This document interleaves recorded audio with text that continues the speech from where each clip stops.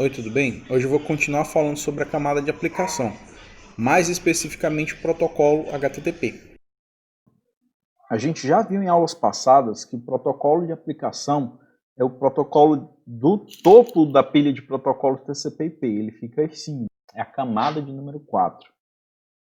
Tá? E essa camada de número 4, a gente tem diversas aplicações que rodam sobre ela e usam diversos protocolos diferentes. A gente tem e-mail, web, mensagem de texto, login, troca de arquivos em redes peer-to-peer, jogos online, streaming de vídeo, né, ou ao vivo ou gravados, né, voz sobre IP, no caso das chamadas de áudio de WhatsApp ou Skype, chamadas de vídeo também, videoconferência, enfim. A gente tem diversas aplicações nessa camada. E é justamente por isso que ela se chama de aplicação. Por quê? São os programas e como eles estão definidos, né? Os programas e como a comunicação entre os seus pares é definido, seja cliente-servidor, seja peer-to-peer, seja qual for a arquitetura. Nessa camada é definido como os processos de uma aplicação funcionam em sistemas finais diferentes. Por exemplo, a gente pode ter uma aplicação rodando num servidor Linux e os usuários utilizando terminais com Windows, os computadores clientes utilizando Windows. Mas a informação ou a mensagem ela tem que ser transmitida de ponta a ponta, independente dos sistemas que eles estão funcionando, tá? Independente de como o sistema final está montado, tá? O que importa é o protocolo de comunicação do cliente e do servidor ou dos nós. Os protocolos vão definir os tipos de mensagens que são trocadas entre esses nós, seja cliente ou seja servidor. A gente vai ter requisição e resposta.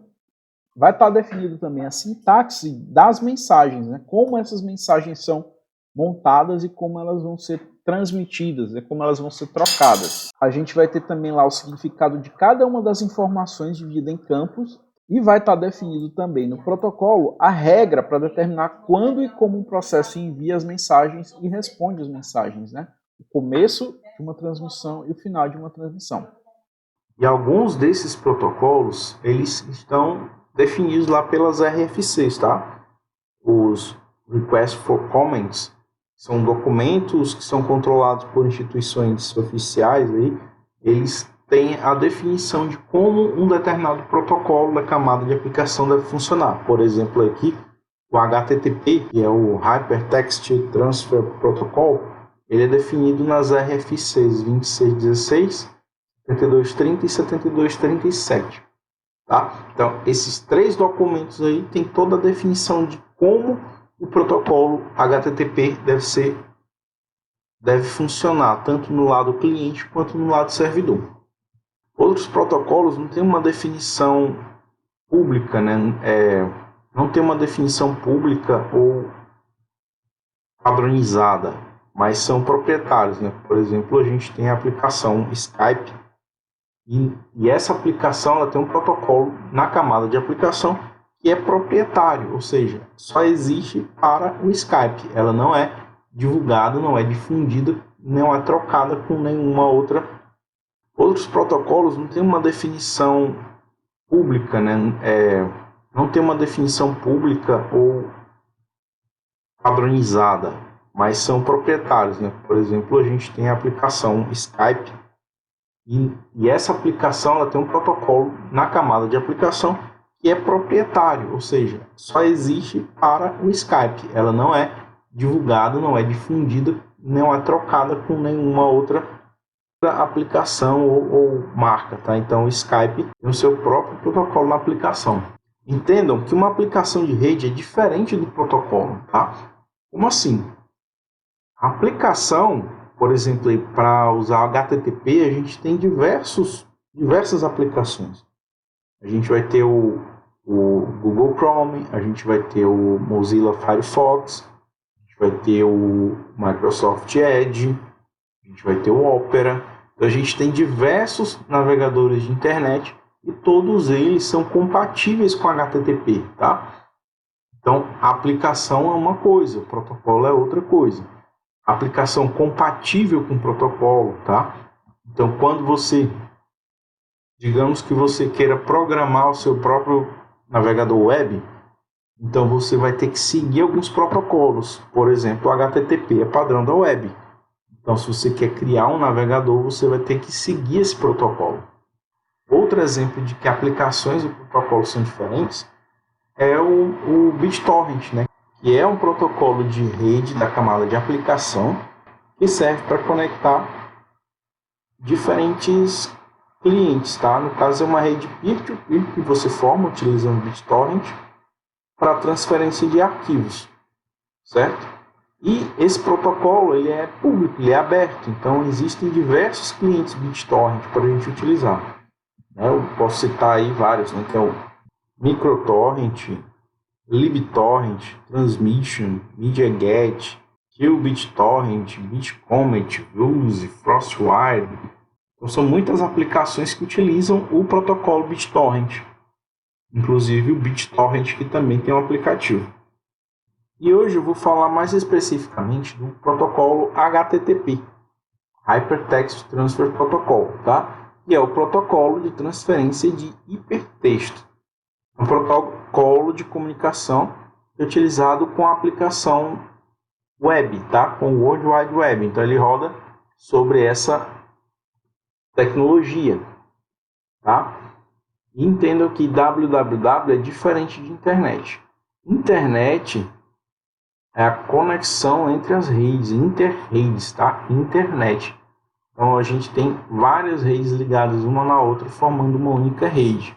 www, ou somente web, é uma aplicação que roda na internet, tá? Na camada da aplicação lá compatível com web, a gente vai ter o HTTP, protocolo de transferência de hipertexto, né? O que é um hipertexto? O hipertexto é um texto que tem links que ligam para outros hipertextos, tá? Então, nessa imagem aqui, a gente tem aqui a home e a gente tem um link. Então, esse hipertexto aqui linka para outro hipertexto. E tem um outro link que leva para outro hipertexto. E tem um outro link que leva para outro hipertexto. E assim por diante, tá? Então, a gente vai ter aí um hipertexto. Então, essa é a ideia do hipertexto, viu? E esse protocolo, ele foi desenvolvido para transferir esse tipo de documento. Uma página da web, ela é um conjunto de objetos, é um conjunto de arquivos, tá? E arquivos de tipos diferentes.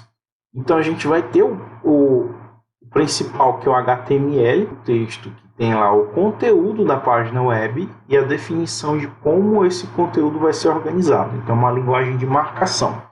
Então, a gente vai ter um arquivo HTML, a gente vai ter um arquivo de formatação, que é o CSS, onde a gente vai encontrar os estilos visuais dos elementos que compõem o HTML. Tá? A gente pode ter títulos, parágrafos, tabelas, e a gente pode definir como tudo isso vai ser apresentado utilizando o arquivo CSS. A gente vai ter também algoritmos que determinam o comportamento das páginas web, né? Que são os algoritmos escritos em JavaScript, tá? HTML, CSS e JavaScript é o básico para a gente compor uma página web, tá? Sem imagens. Quando a gente utiliza imagem, aí tem outros formatos, né? Como arquivos JPG, PNG, SVG, arquivos de mídia também, né? MP3, MP4 e assim por diante. Uma página web, ela consiste desses tipos de objetos, tá? Desses tipos de elementos. Diversos arquivos de diversos formatos que são utilizados para compor uma página web. Cada um desses elementos que compõem uma página web, eles têm um endereço, né? Uma URL, tá? Uma URL ela é formada pelo domínio, né? O local onde está isso, o nome do computador na rede, isso aqui pode ser o endereço IP, ou um nome de domínio, como tem aqui. E sempre a gente vai ter aqui uma barra dividindo o domínio, o local onde esse arquivo está, e o nome do arquivo, tá? Então vai ser sempre assim. Por exemplo, aqui, essa URL que eu estou colocando aqui, né, o ifp.edu.br/topo_ifp.png, é referente a essa imagem aqui que está no site da reitoria, tá? No site do IFP. Se você clicar com o botão direito do mouse aqui sobre essa figura e pedir para copiar o link, você vai ter esse endereço aqui.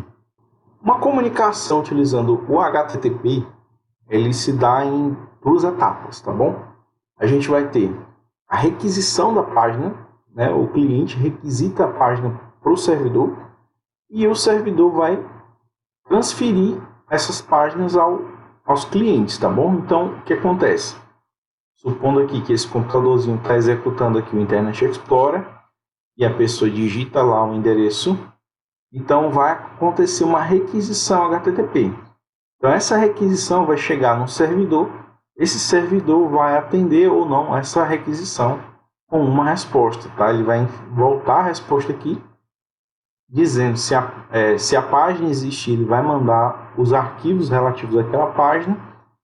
Se não existir, ele vai mandar uma mensagem, uma resposta com um erro, né? Com um código, informando que aquela página não existe, né? O 404, o erro 404. E a mesma coisa acontece utilizando um outro computador, utilizando outro navegador, outro sistema operacional. Acontece exatamente a mesma coisa. Por quê?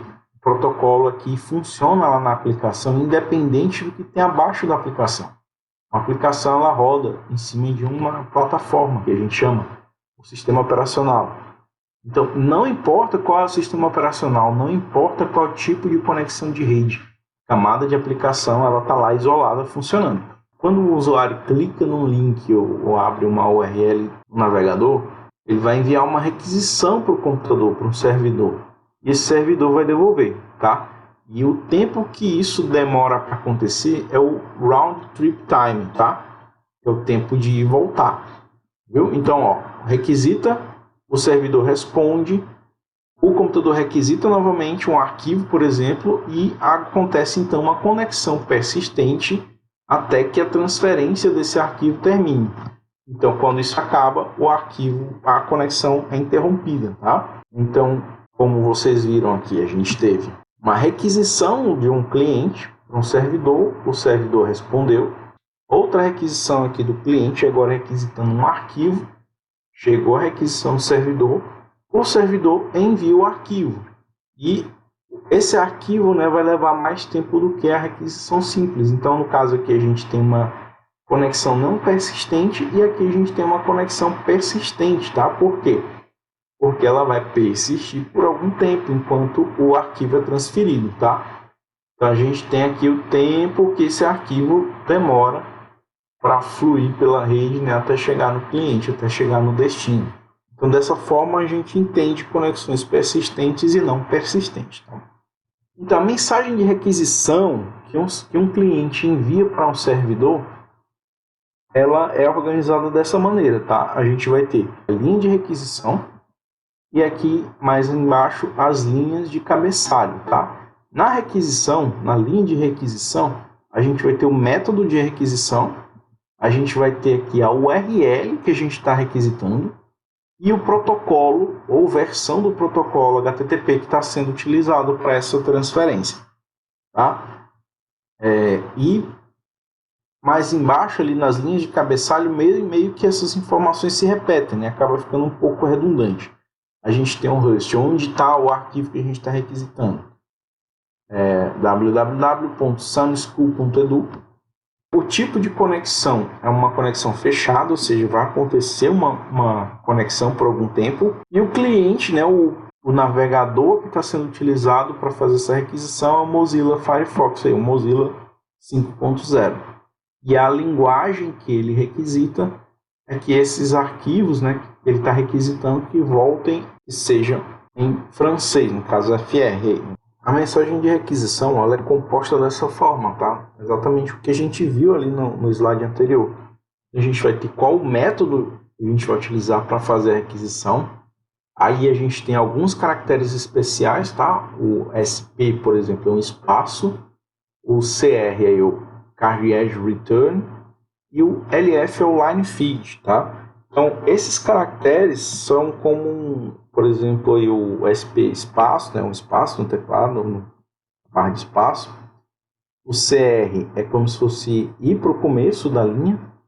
O Line Feed é um Enter, tá? É uma nova linha, tá? Então, essa é a definição de um cabeçalho HTTP, onde a gente vai ter aqui todas essas informações, tá? O método de requisição, a URL onde a gente quer buscar, a versão do protocolo que a gente está utilizando, aí vem o nome dos campos, como o site, o navegador que a gente está usando, a língua que a gente está requisitando, informações desse tipo. E logo abaixo do cabeçalho, né, a linha de requisição e linha de cabeçalho, a gente vai ter uma linha em branco e o corpo da entidade, né, ou seja, o código que a gente quer mandar ou requisitar. E a mensagem de resposta é bem parecido, tá? A gente vai ter aí a primeira, a linha de estado, né? No caso aí o HTTP 1.1 é a versão do protocolo que o servidor respondeu. Esse 200 é um código que indica o estado, né, do retorno, né, se está ok ou não, e uma mensagem, no caso aí ok, tá? A gente vai ter aqui o código de estado, mensagem do estado e a versão do protocolo. E as linhas de cabeçalho é a mesma organização, tá? A gente vê aí que teve uma conexão, aí tem a data, né, que no caso ele coloca o dia da semana, a data, o horário, no formato GMT. Aí a gente vai ter a resposta também de qual é o servidor que está sendo utilizado, no caso aí o Apache que está rodando em um sistema operacional CentOS. A última modificação desse conteúdo que foi enviado para o cliente e o tamanho do conteúdo, tá? Então esse content length aí é o tamanho em, se eu não me engano, em bytes do site. E o conteúdo ele coloca aí que é um texto em HTML, tá? E logo abaixo o conteúdo propriamente dito. E a mensagem de resposta tem ali os mesmos caracteres especiais, né? A forma de organização é muito parecida, né? A gente vê aí a versão, código de estado, uma frase, né? Caso o servidor lá tenha, isso é questão lá no servidor, o programador pode preparar uma frase de resposta, né, para o cliente. Os campos, né, que tem aquelas informações que a gente falou, e o corpo ali da entidade que contém o arquivo, né, no caso o hipertexto que a gente está transportando aí com essas mensagens, tá? Os cookies são ferramentas utilizadas em sites, principalmente de e-commerce, e servem para identificar o cliente, tá? Para quê? Para o servidor enviar uma página personalizada para cada um dos seus clientes, tá? Como funciona?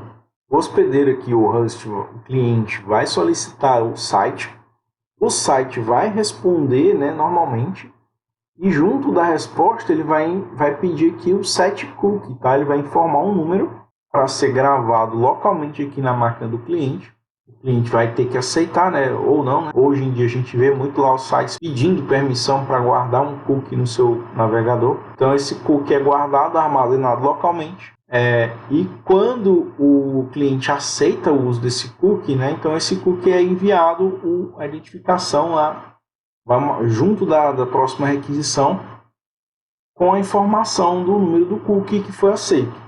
Então, esse cookie aqui vai ser guardado no banco de dados local aqui do hospedeiro, né, do servidor, aliás, e então ele vai conseguir agora identificar quem é a pessoa que está utilizando o site, né, quem é a pessoa que está requisitando o acesso ao site. Com isso, ele consegue enviar links personalizados para o cliente, tudo bem?